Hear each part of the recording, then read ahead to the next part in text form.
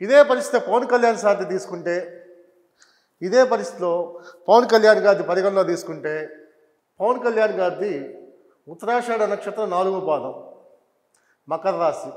ఇతని శని మహర్దశ నడుస్తుంది. శనికి రవి బలంగా లేరు, కుజుడు ఒక్కడే బలంగా ఉన్నారు. తర్వాత శనిలో మళ్ళీ శని అంతర్దశ నడుస్తుంది. ఈ అంతర్దశ ప్రకారం తీసుకున్నా కూడా బలంగా లేరు.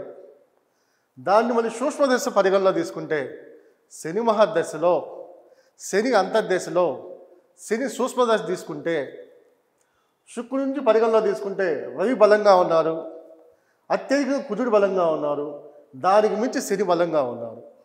దీని కారణం చేత ఈసారి 2024 మే 13వ తారీఖు జరిగే ఎన్నికల్లో పవన్ కళ్యాణ్ గారు ఎమ్మెల్యేగా గెలుస్తారు. అసెంబ్లీలో ప్రవేశం జరుగుతుంది. 2024 ఎలక్షన్లో పవన్ కళ్యాణ్ గారు విజయం సాధిస్తారు ఎమ్మెల్యేగా.